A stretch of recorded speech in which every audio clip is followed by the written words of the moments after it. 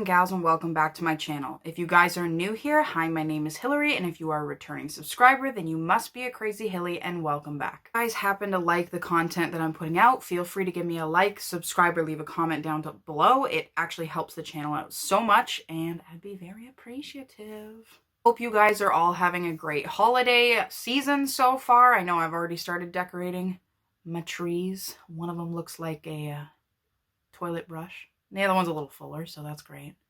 But yeah, I hope you guys are having a great time, and that is what is inspiring tonight's video because of the Christmas season. Back in the day, in the 1800s to the early 1900s, instead of cocoa and cookies, families actually would gather around the fire and they would tell scary stories. So I went on the Google and I found a bunch of scary stories that I thought would be interesting to you guys, and I'm just gonna read them to you and you can let me know if you think they're creepy or not, I guess. The first story I'm gonna be reading to you is called The Bright Light and the Calm Watchdog. I had an unusual visitor on Christmas Day, 2008, and I'm pretty sure it wasn't Santa Claus passing by my house in Bloomington, Indiana. The day started in a typical fashion with the opening of gifts around the Christmas tree. I served an early Christmas dinner for family and friends, and everybody departed by 5 p.m., except my sister and brother-in-law who lived with me. They were sleeping in a bedroom at the end of the hall with their door open. I went into my bedroom with my dog, Toby, and shut the door securely. I was just dozing off when I heard the latch on my bedroom door open. I waited several seconds for my sister or brother-in-law to ask me whatever they had come to say, but there was no sound. It was almost 7 p.m., so my bedroom was pitch black. I had left lights on in the kitchen and the bathroom, and there was lots of Christmas lights in the living room, so the hallway would have been well lit. I would be able to see whoever was at my door just by lifting my head. I pushed the blankets down and lifted my head from the pillow, but just as I would have been able to see who was in the doorway, an extremely bright light hit me right in the eyes. I shielded my eyes and yelled, "Turn that out! You're blinding me!" The light immediately disappeared, and I heard the bedroom door latch closed. My bedside light is a touch lamp, so I tapped it and looked around the room. There was no one in the bedroom except me and Toby. Toby jumped off the bed and went to the door without showing any signs of alarm. At first, I wasn't frightened because Toby's a Dutch Shepherd, well trained to be an excellent watchdog and proven personal protection dog. Since Toby was already up, I decided to let him go outside and see what sis or brother-in-law needed. When I went into the hallway, I could see both of them still in bed.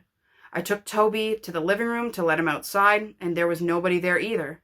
So who opened my bedroom door and turned a spotlight on my face? Like most people, the thoughts of loved ones are always close at hand during the holiday season. When I first went to lie down, I was thinking how happy I was that my small family had enjoyed a pleasant Christmas, but it would have been so much better if my mother and brother had still been alive to share it with us. I would like to think it was my brother's spirit stopping by to say Merry Christmas. I still think of you too. I haven't been able to debunk this strange event or find any kind of rational explanation.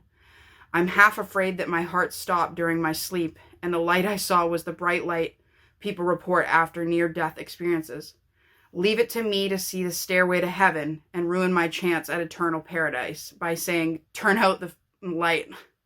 I've made a mental note that if I ever see another bright light, to clean up my language, just in case. Scarlet. It'd be really cool if, a loved one that had passed on would come to visit me at Christmas. Like, I welcome you. Mother? Anyone? The next story is called The Returned Relative. It was Christmas time of 1995 or 96 at my aunt's house on the reservation in North Dakota. Some of my family was in the living room watching television. The kids were playing in their rooms or sleeping, and my uncle, aunt, and I were sitting at the table putting a puzzle together. My cousin who worked at a casino would come home around midnight or 1 a.m. This night, as she pulled up and was walking toward the house, she looked in the window and saw me sitting at the table.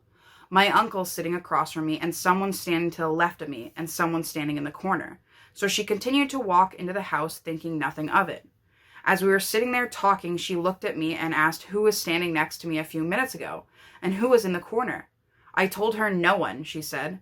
Yeah, there was someone standing right next to you. It looked like your mom, and she was playing with your hair. I have long hair, which I used to wear down all the time. She said this person was running her hand on my hair like a mother does to a child. It kind of freaked me out, being I was probably only 12 or 13 at the time. My cousin swears up and down that someone was standing over me, rubbing my head and watching me put the puzzle together with my aunt and uncle, and that there was another person standing behind this person. We got around to thinking it was probably her mom she saw.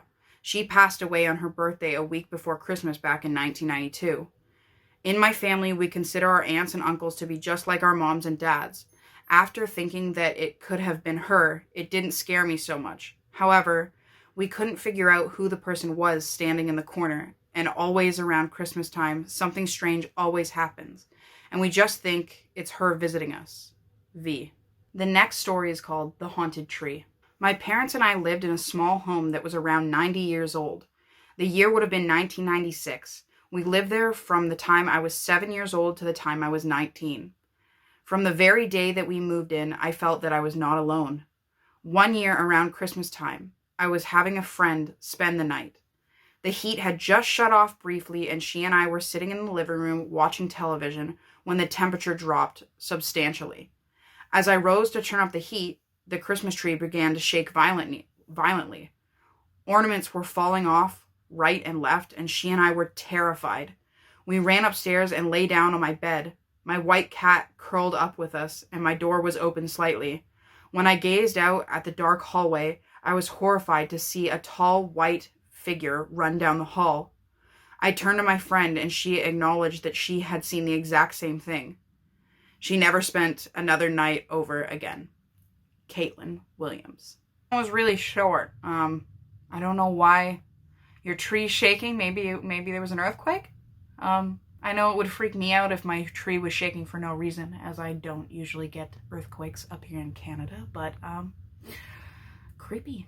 My house is currently 155 years, so I'm going to raise you a few years and we'll see if my Christmas tree starts shaking.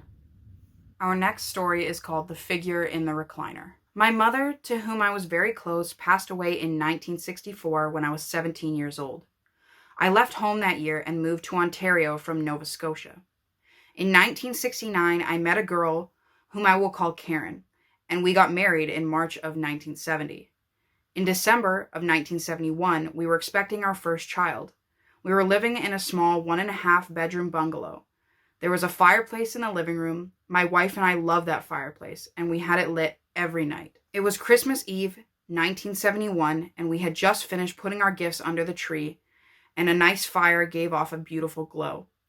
On the tree, one string of lights, which was supposed to flash, had stopped several days before. It was 5 minutes to midnight when the fireplace suddenly just about went out, and the string of lights started to flash, and the other lights stopped flashing. My wife and I were sitting on the floor, and it became very chilly in the room. I looked over at my lazy boy chair, and a figure was sitting there. My mother, with a big, beautiful smile on her face. My wife, who had never met my mother, said she could see the same thing. The ghost never spoke, but just kept looking at me, and my wife was smiling. At 12 midnight, the fire in the fireplace started up again, and the lights on the tree stopped flashing, and the others started flashing again. I looked over in the chair, and the ghost was gone. No matter what I did to those Christmas lights, they never flashed again.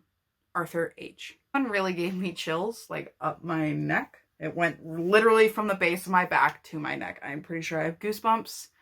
It's just the idea of that happening. I know if that happened to me, I don't know how I would feel if I saw a passed on relative sitting in the chair and the lights turning on and off and the fire going out at the same time.